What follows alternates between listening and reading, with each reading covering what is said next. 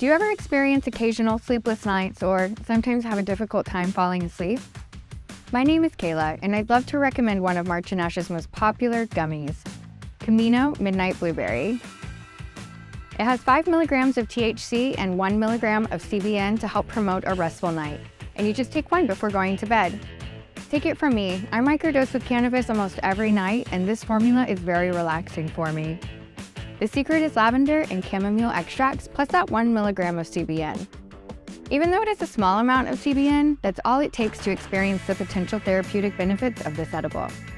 To learn more about Camino Midnight Blueberry, speak with one of your March and Ash concierges or visit us online at marchandash.com. Until then, sweet dreams. The information presented in this podcast is not intended to provide medical or legal advice. It is not a substitute for professional medical advice. Before using cannabis or making any changes to your treatment, consult a qualified healthcare provider. The views and opinions expressed in this podcast are those of the hosts and guests and do not necessarily reflect the views and opinions of Olas Media or its sponsors. Olas Media.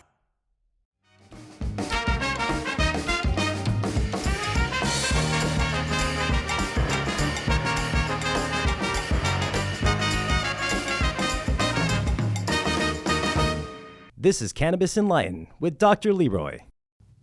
Hey, everybody. Welcome. This is Dr. Leroy, your host of Cannabis Enlightened, and I am excited about today. I'm telling you, this is 420. You probably won't hear this episode on 420, but it is 420 today, and when I was on my way to the studio, the Olas Media studio, I passed by the building, the March and Ash building, and I've got to tell you, the line was wrapped around the parking lot. People were trying to get in here. And you know what? When I was getting ready to park, I was asking the lady that was pulling out, I said, ma'am, are you getting ready to pull out? And she said, her response to me was, well, sir, they ran out of bags, so there's no reason for you to come in here. And I said, well, no. I work here. I have a podcast here. So just to tell you, just to show you how important today is, how busy it is here at March and Ash, and I hope that on 420, you were somewhere at some legal dispensary looking for your favorite cannabis enjoyment. So today, I am so very fortunate to have two young ladies here, two very educated, professional ladies who are going to talk to us today about the business of cannabis in a special way, in a very special way. They have developed a niche, and as all of you know, for many years, I was a business professor, and I taught a variety of business courses, and I would always say to students, you got to find a niche. You got to find your niche, something special that perhaps nobody else is doing, or perhaps that you find a need. You find a need. And I think they have decided that their niche is social equity. So without any further ado, I'm going to have them introduce themselves because my guests do it much, much better than I can. So ladies, I'm going to let you decide which one of you is going to go first. Hi, everyone. Thanks for having me. My name is Danicka. I am the founder at Greenish Brands. And Greenish Brands is like the sister company for a few different companies, whereas our retail side, Greenish Vibes, is a luxury apothecary where we're helping people with pain, anxiety, focus, and stress, all those ailments, by curating those CBD wellness and herbal-based remedies and accessories. Then we also, on the event side, we intentionally collaborate with Black and women-owned brands. We host lifestyle and educational brand engagements, activations to build community. And then our third kind of publicist arm is Premium World Brand Management, where we, create opportunities for our clients and manage their publicity areas. Okay, and we're going to get into a little bit of that as we go along. But I think you have, however, I think you also have a background that is a little bit different from cannabis. Mm-hmm. So what was that background? So I've been in real estate for about 14 years, a licensed broker in Illinois and California. I have a bachelor's in finance and economics. I was very much poised to be like, the corporate America, hedge fund trading and all that, in the corporate world. Ended up getting laid off in 2008, working for JP Morgan.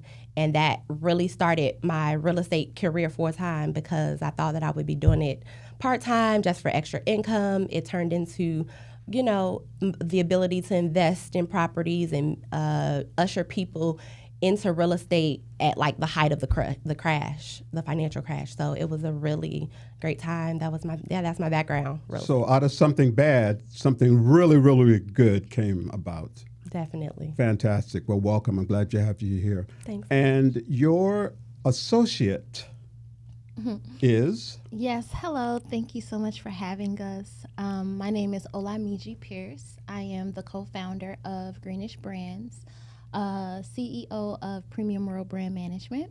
And so Danicka kind of gave a background as to what we have going on, but my background is in strategic communications.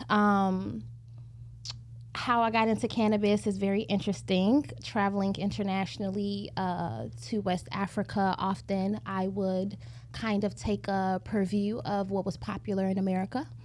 And something that stood out to me in 2019, was CBD. CBD was everywhere. And so I traveled to Gambia and I, engaged the Ministry of Agriculture to advocate for them to give me some land. I wanted to bring African American farmers and cannabis experts over to West Africa to teach their working class young people to farm and be experts in growing and cultivating cannabis and CBD. When I got back to the States, I called my best friend of 20 plus years and told her what I was up to, and she actually had already started Greenish Vibes. Okay. And so I came on board as a strategic brand director and now more of a strategic brand manager as we look to hire more individuals to support the business. And kind of I support the business and I support the CEO of Greenish Vibes with, strategic support in all ways. Communication spans so many different variables as it relates to a business. And so we are intentional with building strategic relationships that are in direct alignment with our mission and our values. Okay. And so supporting that, and now more recently supporting Greenish Brands as a publicist, which is what my background is in of almost 14 years now. Danicka, as the CEO, we've been really positioning her in the work that we are doing in the space, the advocacy work and the social equity work that we're doing. Just recently, Danicka had an interview with San Diego Magazine, the managing editor, Jackie Bryant. Wow. Yeah, she did a podcast this past Friday that's going to be accompanied with a print and digital interview. And so, just really supporting that at this moment is what we're doing. And was how I'm folded into the fold. Got it. Well, and Olamiji, I understand your cultural roots go a lot deeper than like mine go back to where I was born, and yours go back. Your roots go back further to another continent. Is that correct? They do. What is that? Through my paternal lineage, first generation born in America. I am Nigerian. I am traditional. I am how do we say this? I try to be very. Are you going to tell me you're a princess or something like that? You know, I try not to lead with that. I really want the work that I do in this world, to lead for itself and not a royal title to define who I am before I can, speak for myself or show myself. Okay. But yeah, I am an Olori, the wife of a traditional ruler who is the ruler of the Yoruba people of the diaspora, North America. Very now popular for our feature in Bigger Than Africa, which is on Netflix, about a year now. Wow. And more recently received a actual princess title from the Amaklubi tribe in South Africa, Zulu Nation. Been for almost 10 years building a relationship with Nkosi Nsele, who is another traditional ruler over a part of Zululand. Not the Zulu king. We're going to see you on the next Black Panther movie, right? Because you're cast me. That would be dope, right? You're a royal princess. Yeah, that would be dope. Princess or queen? I am a queen means owner. So in our tradition, the king will always say that if there is a queen, then we don't need a king. And so the understanding of queenship in Europe, from a Western perspective, is such that the queen is predominant. In Yoruba land, we have a figurehead that is a male, that's a king. Now, there are some female kings, but she's a female king, not a queen. So the wife of a king is, of course, you would say a queen, but traditionally the title is Olori, and Olori means owner of heads, and the head is the king. And so the influence is translated as best as you can translate from Yoruba dialect to English, the importance of the role, but it's not necessarily called queen. We accept it because we speak English, and that's what African American people speak, and so we say queen, but that is the historical reference and significance of the Both title. of you have such rich backgrounds. I'm just a brother from, Imperial. We were born and raised in Chicago, that's how we connected. That brings me to, I'm wondering, with such a rich background that each of you have, how did you get together? 8th grade, 7th grade, we've been friends. I wasn't always so rich. This development came, the seeds were there. But we're like best friends. We, through life's challenges, through ups and downs, this is my best friend since before I turned 13. So I was like 12. I think we were 12 when we met. But when did you decide as adults to get together and do this company, do this consulting? Well, we've done a lot of work in other companies. Yeah, we've been trying to. Yeah, we thought of it. We worked on like a liquor store, but we consulted in nonprofits. I had Color My Success when I got out of college. It was meant to create mentor relationships with college students. We worked on that together. I'm hosting like workshops for college students and stuff. So we've always worked together, but it wasn't until after she came back from Africa, I had started Greenish Vibes, and my sister, who was an attorney in Illinois, was researching like licensing as Illinois was becoming legal. Sure. And my sister consults for cannabis farmers. So that was initially how we kind of said, okay, we're going to be working in cannabis together, because then we begun to consult cannabis hemp farmers, hemp landowners. They just started coming to us. Wow. Well, then why the social equity part? How did the social equity part come to, your epiphany and say, okay, or did you both wake up and say, we're going to do social equity? I mean, I think that it's always intentional. We started the business intentionally to be retailers, but that we would, give our partners, our colleagues, our Black business owners, intentionally give them shelf space. So, that was automatically like a part of our brand, intentionally. So, and I think that's just important because just as difficult as it is for us to build a business in this space, in this industry, like we have to create allyships and bridges and communities as we go along. Lots of confusion about misinterpretations, misconceptions about social equity. I've had people on, my program, the podcast, to talk about social equity, and it's like nobody really has the same definition, the same meaning. So I need to get the definitive word from you two. So what is social equity? Well, even track back to that last question about when it clicked for us. If you remember, I kind of was just like saying, okay, going along with what Danicka wanted for like the first 6 months to a year. I just, because Danicka, it's Danicka's vision, Greenish Vibes. But then we went to MJ Biz conference. That was like my first experience firsthand in the industry. And MJ Biz, for our listeners, is a cannabis Vegas. conference. Yearly cannabis conference. Yep. Okay. And very much whitewashed is what I would call it. And it made me physically sick. I got sick, at the conference. I had to lay down. It's too much. Okay. It's too much. And we didn't even go to the conference. I didn't even go into the conference. We were just at the main hotel. I don't even remember the name. What was the hotel? Oh, the Venetian. We had a podcast. We were on. I know. So long ago. 2 years ago. Yeah. 2 years ago. I was there too. But I don't know if I was there at the same time you were. Could have been. But This was 22? Yeah. 21? No, 21. Yeah, so because we that didn't go was last year. So that was when I kind of was like, oh yeah, no, this is too much, because she had told me about it.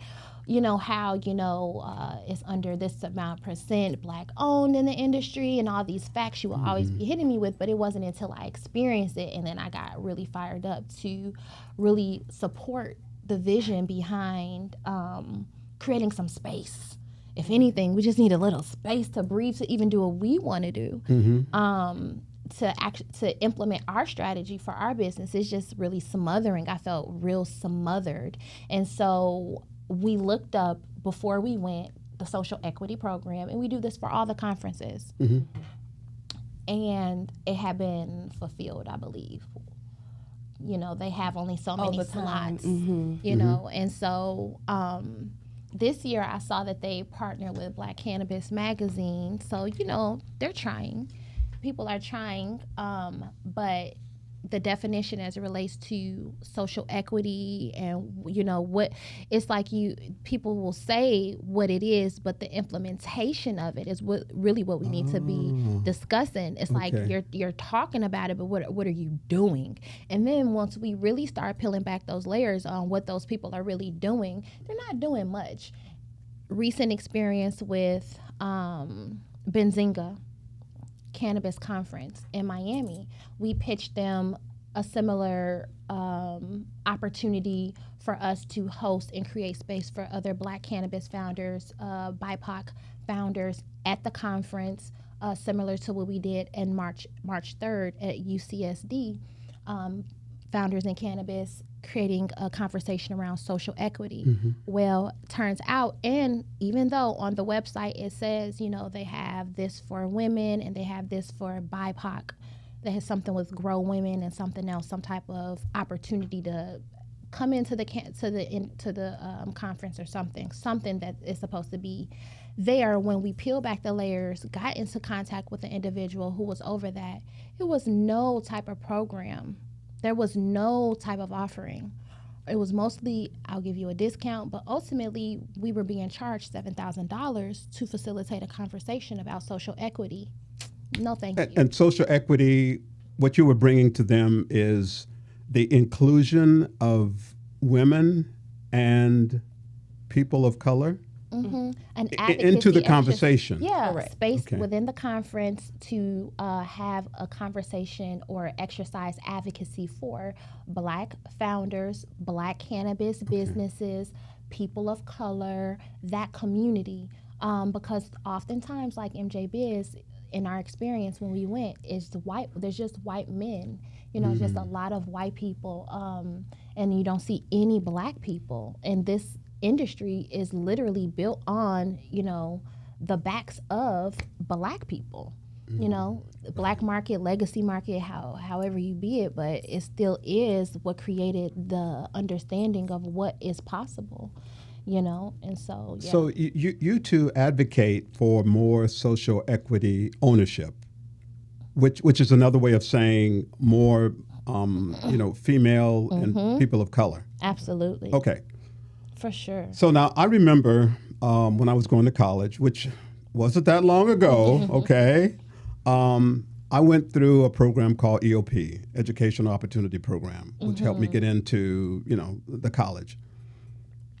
And some people were thinking that, well, he got into college, he was less than, he didn't get in like everybody else. Is that something?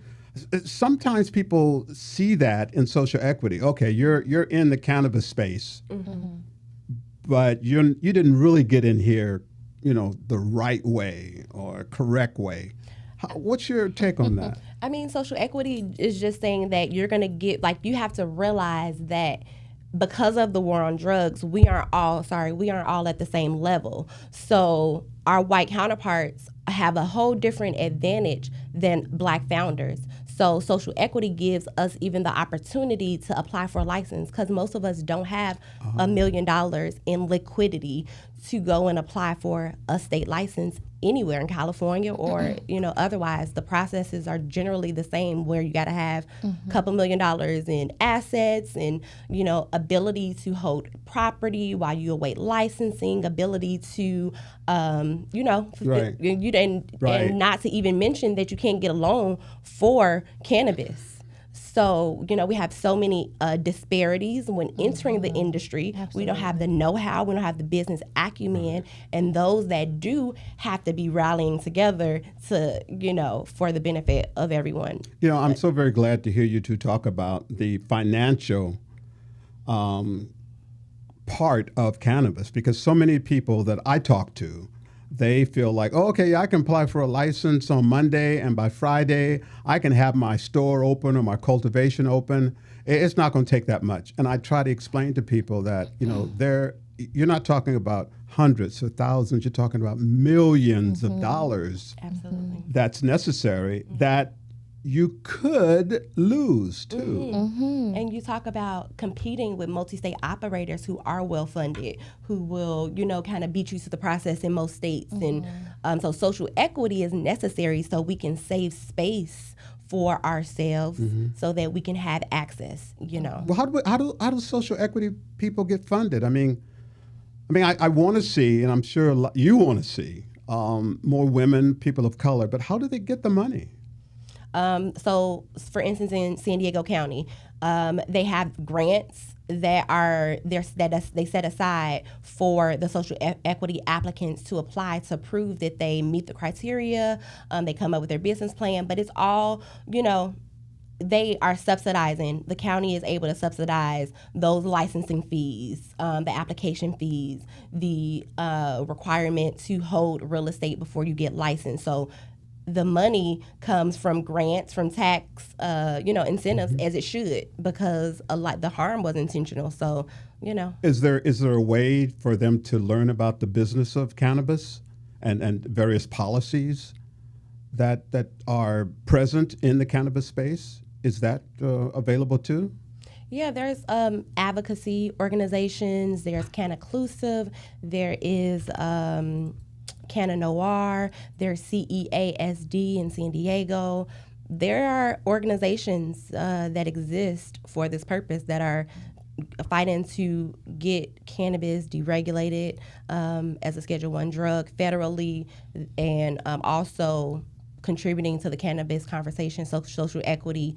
San Diego, they were measuring the harm. So CEASD, Anthony Avalos was very, his organization, and Armand King, a lot of them, have been super active in participating in those harm conversations, because that's important, because we want to make sure that as they're developing this social equity program, that the harm that the war on drugs did to Black indigenous populations is really calculated. I'm glad you're reminding people about the Schedule I drug. Could you talk about that a little bit? What is that's come up before in conversation. Schedule I means what? It means that it's illegal federally. Okay. So no banks will lend to you. You can't get a loan. You can't get a bank account. We're very super fortunate to have had the ability to get a hemp regulated account, which means that we're compliant, but we have to pay for that, the privilege to have that account, for them to have the regulation and the oversight that they need, and we're only selling CBD. So, by any way that you're in the industry, any ancillary products, you are affected by the fact that cannabis is illegal on the federal. So it's not for the faint of heart. It's not. I mean, you have to really want this. You have to be passionate about cannabis in order to get in this, because there's so many things that will deter you. Yeah. Okay. Absolutely. All right. So you two have been in the social equity space for quite a while. For a few years now. Yeah. Few years. So what are some of the problems that you've encountered? Now, I know you talked about some of them with respect to the conferences that you've been to, but when you start talking to, let's say, different counties or cities, what are some of the problems you've encountered when you try to, convince them or talk to them about social equity? I mean, when these are all public conversations, so some of the things that I've noticed that we talked about on the way down here is when, the residents of, say, the North County, in North County, for instance, those residents are opposing social equity or opposing cannabis licensing in their, in their area. So that's definitely a major conversation. They don't see the value of the municipalities paying for Black people to own licenses. So that's really... Do you think that's because of a lack of knowledge about social equity? A lack of knowledge about the cannabis, the business of cannabis itself. Historical, a lack of knowledge about systematic oppression, a lack of knowledge about a lack of understanding about the lived and shared experiences of Black folks. That's just period. You know what I mean? Because if you really understood, then you would be saying, well, let the government give them everything.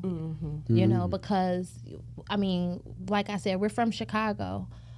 Inner city, we know what the war on drug did to families. We know what the war on drug did to communities, our generation, our parents' generation, and so forth and so on. And so, it was a very intentional, it wasn't a war on drugs, it was a war on Black people, Black and brown people, and that just is what it is. And so if you've been to war with the American government, you know what I mean? It's like, let the people get what they need, to rehabilitate, to sustain themselves, to actually get on a track to be able to even attain some type of generational wealth. I mean, some communities are really, really still bad off, Because of it. We're fortunate. And that war on drugs is like, what, 40, 50, 60 years? Yeah. I mean, is it over? I mean, we still today, that's, exactly. You ask, what does 420 mean to you? To me, it means we still have a lot of work to do. Everybody is still people locked up for minimal, small possession charges and things of that nature. And so if there are people locked up still today for marijuana related charges, and then you got multinational corporations out here doing the same thing legally, it's just like the hypocrisy just has to end somewhere. Exactly. When is it over? Yes. We can clearly see what y'all did is documented, what was done, the stigmatization of it, the propaganda over decade, and then the support of the over-policing of Black and brown communities. Decade. Now this is what we have. Yeah. It's so hypocritical. Right. Give the people what they need so that they can be on an equal footing, so we can be moving forward. Or do you just not want us to be on an equal footing again? And that's why we exist, to continue to try to have these conversations and create space for these conversations, because it's just really is sickening. Yeah. It's like, seriously? Right. And one of the things I lead with all the time in my podcast with Cannabis Enlightened is talking about the positive aspect of cannabis. And it sounds like you two together and individually have developed CBD companies. And I'm always focusing and telling people it's healing. It heals. Exactly. Yes. Okay? Because you don't have to take a lot of pills. Yes. Yeah, absolutely. We believe that CBD is the future of wellness. Okay. You know, natural wellness is the future of holistic wellness for everyone. Everything that we need is in nature. You know, we just got to figure out what goes where, how to apply it, Right. how. You know, in CBD with our endocannabinoid system and with the cannabinoid receptors that we have to the cannabinoids that are inside of the cannabis plant, our bodies are made for this. Right, You know, right. I always tell people that are experiencing pain and different things like that, one of our top sellers, a bath bomb, is relaxation like you've never experienced before. I got scared when I got in the bath because I forgot it was natural. So relaxed. I felt so relaxed, I forgot it was natural. Oh my goodness. I was like, how long am I supposed to be here? Like, it was a drug. She was like, girl, as long as you want. I was like, oh, yeah, because it's natural. I'm like, oh, my God. You know what, that brings to mind the fact that, you know, as you can see by the shirt that I'm wearing, the audience can't see it, but, you know, knowledge is power. And I really believe in that. And a lot of people don't know a lot about cannabis because they think that it's Schedule 1, it has no medical significance whatsoever, it's against the law, but it has significance. Maybe not for everybody. Right. You know, I can't think of any medication that, you know, is for everybody. But certainly, I think you would agree with me that people need to find out about the business of cannabis and what cannabis can do for you. I think cannabis is for everybody.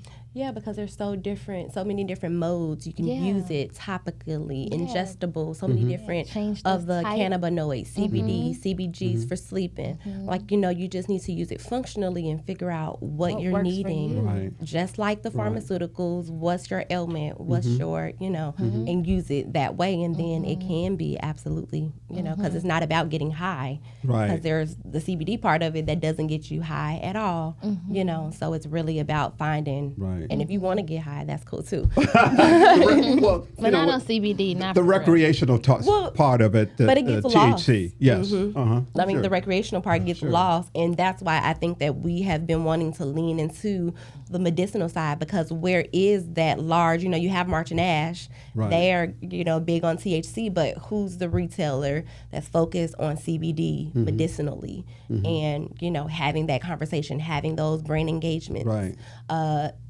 Having the conversations about it, because you said people don't know. They don't even know that, you know, your pain, your sleep, whatever ailments, you know, that there's something probably for cramps, subliminal, you know, patches Right. and stuff. You know, it's just so many. They don't know. Yeah, I try to get people to just walk in. Just come in a store. Yeah. Come in a March and Ash store, and you'll see how well lit it is. And you know, my reference to March and Ash is always that people laugh sometimes. It's the, you know, the Nordstroms of the cannabis industry. You know, you walk in and you see, oh my, look at all these lights, and people are willing to help you, and they have information, and they can. They always ask, what are you looking for? What do you need? What do you need? Which is, I can appreciate your real estate background, because I have a real estate background also. And my first question is, what do you need? Yeah. What are you looking for?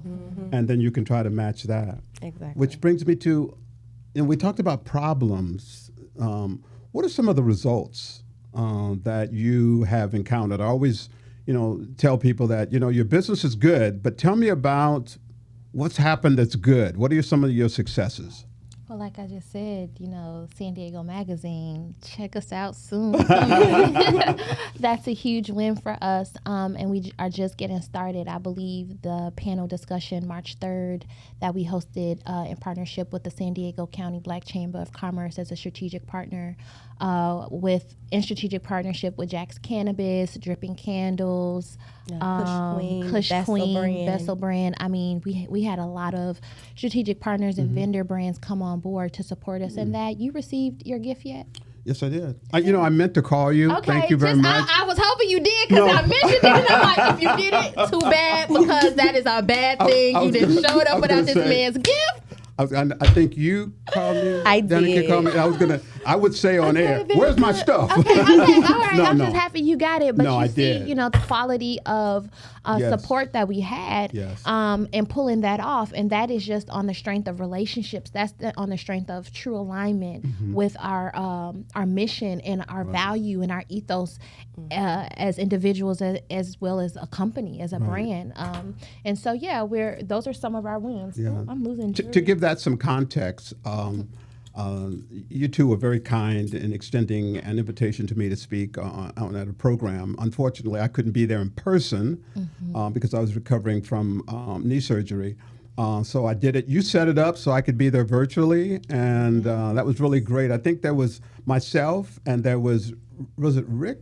Oh, Freeway Ricky Ross. Rick Yeah, Ross was you there. remember. And So we had Freeway Ricky Ross, Virgil Grant, Cheryl Murrow, yourself, Yeah. Mike Malcolm, Bryant Bowens, and then it was moderated by Cynthia Ajani. Right, wow. And that's part of what you do in your social equity as social equity consultants. Yes. So you're not only talking to, cities and counties and maybe businesses, convincing them of the need for social equity, but you're also sponsoring events to educate the populace about cannabis, about the business of cannabis, and things they need to know.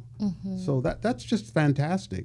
So you've talked about the future. Is there anything else you'd like to share with the Cannabis Enlightened audience about you two? You sound like not only professional and knowledgeable, but you sound like, and you appear, and you are, I can tell, two fun ladies. Absolutely. Thank you. Super fun. I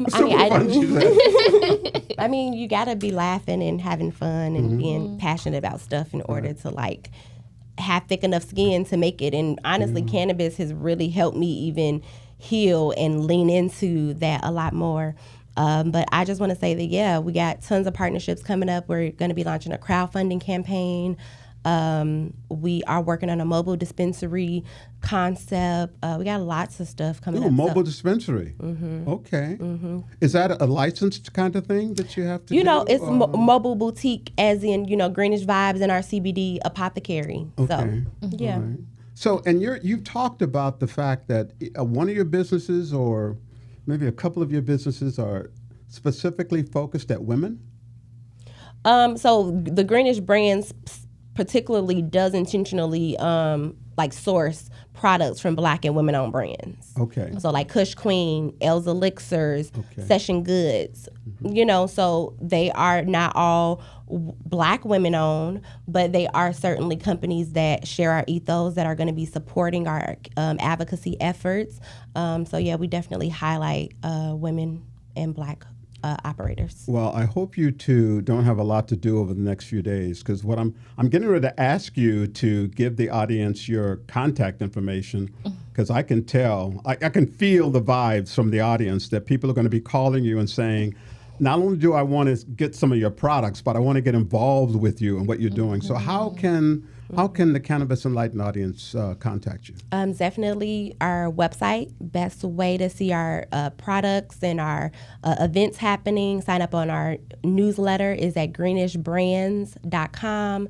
You can find us on Instagram at Get Greenish Brands, Facebook, Get Greenish Brands, and Our email is hi@greenishbrands.com. Yep. So give me that again. hi@greenishbrands.com. Yes, please reach out. We're definitely big on strategic collaboration, leveraging that for growth, for positioning, and all the good stuff. So for sure. All the good stuff. Well, thank you very much, ladies. It has been a real treat and pleasure to talk with you today on April 20th, 420. So that's special. Y'all. It's special. So It's really special. Thank you for saving the date for us. Yeah, that's really well, special you know for what? us. And you know what? I think it was interesting the way this came together, because I spoke with you individually. I think I spoke with Olamiji first, and you had said an earlier date, and then Danicka, you're like, oh no, we can't. We can't do that. Yeah. And then you got together and you said, how about, I think I gave you either I just knew. I don't 17th or even know. 20th. Just came And you up. said, let's Saw it on do, the calendar. let's do 420. And I said, I wasn't thinking about the real big significance of I it was not either. Either. until it This got is beautiful. Yeah. So I'm really forward to glad going and happy downstairs. that you two were able to come. I appreciate it, and I look forward to having you back again sometime too. I really can't okay. wait. Thank Looking you forward for to You that. know, Thank you. But don't get too big that you can't come. No, and absolutely. Be on It's gonna be so Cannabis cool. Enlightened on Dr. Leroy's show. Okay. No, we won't Always. ever be too big. Thank you so much for your hospitality, for your welcoming us, and Well, for you- for the future invitation, we'll definitely be back. Okay. Well, you know what? And I think that when we first spoke, you had said, well, Dr. Leroy, I know that you have a podcast. Is there any way we can also get on your podcast? So you were working it. Oh yeah, from the very beginning, that's that PR, no, I really appreciate communications. and from that point on, I said, I have got to have those ladies on an episode. And typically we'll just pitch Danicka, but when you said you were down in March and Ash, I was like, in studio, I'm coming. I'll do the interview too. I'll do it too. It's cool. So, and I Some also, of them I won't. well, I'm also going to reciprocate. You had sent a package to me, and once we finish this episode, I'm going to present you two with our version. Oh, I love gifts. It's my love language. I was going to say if you were nice, but shoot, you've been think more. I was nice. No, you've been better than nice. Better than nice. So, so nice. once again, thank you very much beautiful. for being so gracious with your time and coming on. Really appreciate it. Thank you Absolutely. for having us. Thank you for having us. Awesome. So, thank you very much, ladies and gentlemen. We appreciate you listening again to a very exciting episode of Cannabis Enlightened. You can enjoy this episode and all of the Cannabis Enlightened episodes that are on the Olus Media Network at cannabisenlightened.com. And also, by all means, feel free to reach out to me with your questions, comments, or recommendations, or just to say hi at Dr. Leroy at cannabisenlightened.com. And remember, knowledge is power.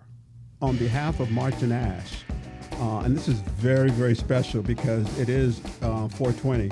On behalf of March and Ash, I want to present both of you with a goodie bag. Nice. Okay. Love gifts. So I love gifts. So now there's a bag there, okay, that I think you should look what's in the bag second. Yeah, look at that first. So you have a March and Ash hat.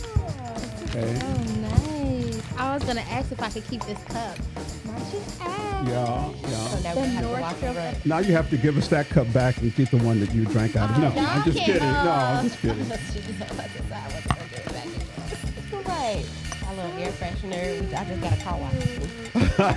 That works perfectly. Oh wow, y'all. Oh wow, Dr. Brady, March and Ash, y'all really outdid yourself. Thank you so much. This I love because have you ever had those infused drinks? They're a bottle downstairs at March and Ash. They have I forget the name of it. Nope. And you need one of these. Yeah, you do need an opener. Oh, this stuff is.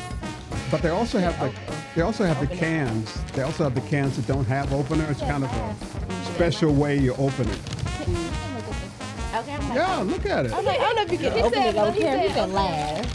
Ooh. Whoa! Cannabis infused honey, lemon, and It's strong too. 100 milligrams on it. So I mean, I don't know how much you take at one time, but I mean, Tons of favorites. I just see tons of favorites. Tons of my I favorites. know, stuff. all of This is a stuff. favorite I brand. was gonna say, remember I did one of these for our last podcast right Farmers and the after. Felon, they ended up in our Palm Springs bag from another. These are favorites. We really appreciate you. Love Pushy Punch. Wow, y'all. from this point on, where are you going to tell all your friends to come and buy their cannabis products? March and Ash. Multiple locations, North County. Dang, One in I need Vista. an endorsement deal. She's just giving it away. Hey. Thank you for listening to the Cannabis in Line podcast, sponsored by March and Ash. If you're interested in exploring more about the products and services offered at March and Ash, be sure to visit their website at marchandash.com. We invite your comments, questions, and show ideas. Visit cannabisenlightened.com or email us at drleroy@cannabisenlightened.com. That's a dr.leroy@cannabisenlightened.com. Cannabis Enlightened is produced in San Diego, California. Jessica Garcia serves as the general manager, Elia Ramos as the creative director, JC Polk as executive producer and founding partner, Lena Alvarez assists with production, and Chad Peace, who is a president and founding partner. To learn more about March & Ash and their premium cannabis products, visit their website at marchandash.com. This podcast is a production of Olas Media. Thank you for listening. Olas Media. Hey, what's up? I'm Rocky from March & Ash. Have you heard about the new ABX sauce cartridge? They're carefully curated top-shelf extracts that showcase unique flavors and effects of each plant. And get this, their live resin sauce cartridges focus more on cannabis terpenes and THC levels. Papaya Bomb is a must-try, with heavy fruity aromas and tropical fruit, citrus, and gassy flavors. Consumers have reported euphoric, uplifting, happy effects followed by a calming sensation. Head to marchandash.com to learn more or ask any concierge at any March & Ash. Catch you later.